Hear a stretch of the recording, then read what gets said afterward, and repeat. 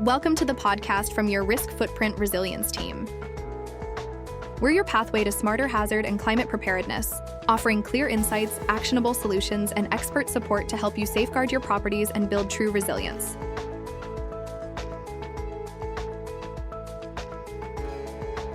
You know, there are literally trillions of dollars tied up in commercial real estate all over the world. We're talking about those shiny office towers, huge industrial parks, all those shopping centers. But what if there's a giant, growing blind spot in how we figure out what these places are actually worth? A risk that our old ways of doing things are just completely missing. It's a question that could change how we value every single building on the planet. Let's get into it. Okay, so you see these incredible skylines and you immediately think about their price tag, right? Their appraisal value. But here's the real problem we're digging into today. There's this growing gap between that financial number and a building's actual physical vulnerability to a changing climate. And, that's a gap that could end up costing lenders and investors billions. So to really understand this gap, we've got to look at how things have pretty much always been done. Let's take a look at the classic way a lender checks out a property's risk before they sign off on a massive loan. For what feels like forever, the industry has sworn by this one trusted checklist. It's a standard procedure they call the due diligence basket. It's basically the bedrock of every major commercial lending decision out there.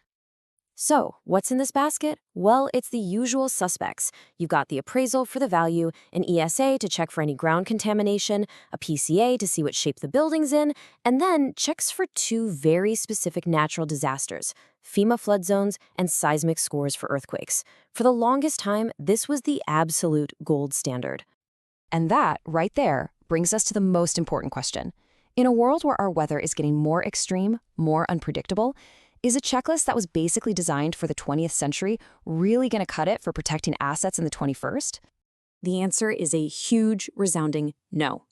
That standard checklist, it's so focused on just floods and earthquakes that it completely misses a whole bunch of other growing threats.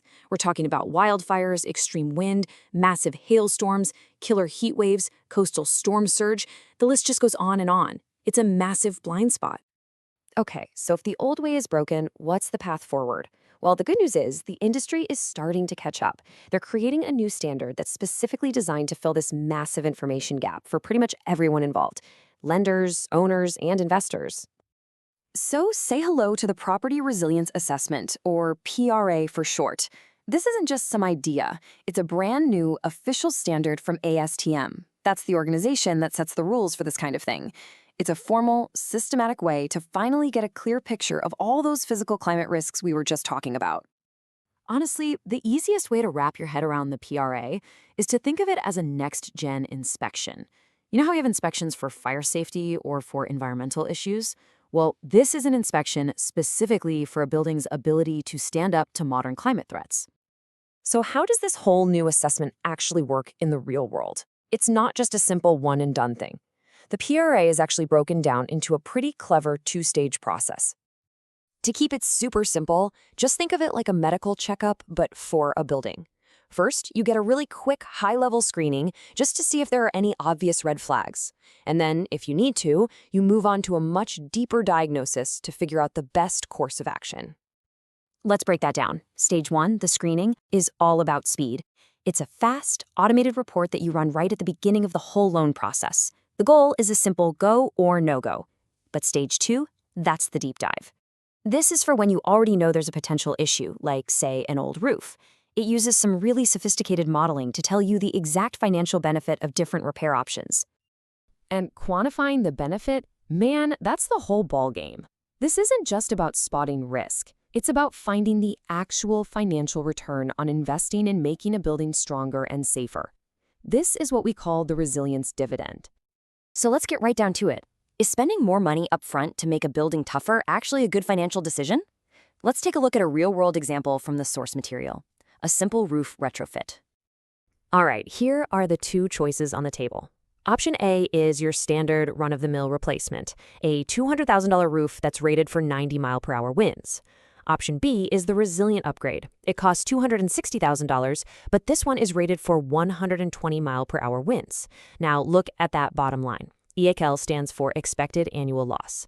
The standard roof, it barely makes a dent, But the resilient roof, it slashes the expected financial damage from future storms by 35%.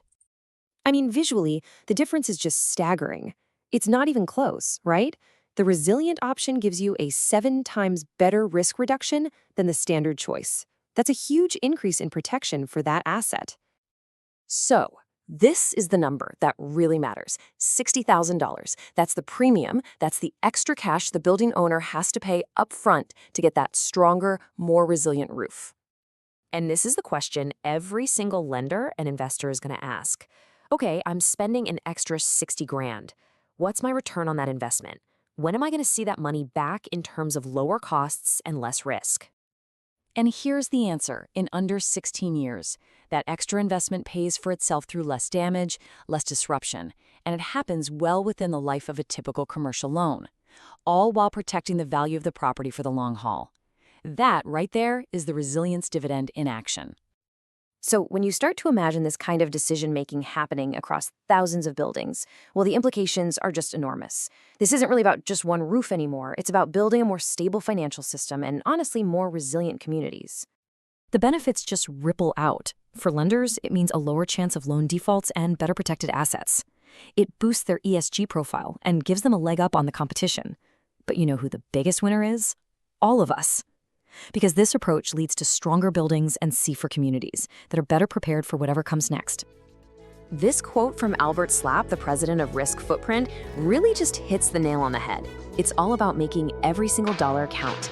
Using tools like the PRA lets you pinpoint the smartest investments, the ones that give you the most bang for your buck when it comes to resilience.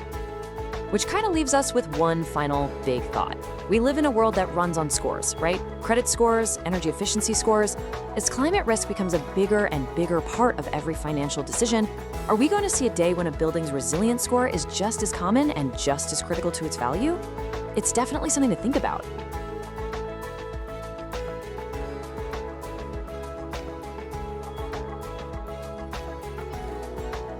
Thank you for joining us on this podcast. To learn more, visit riskfootprint.com.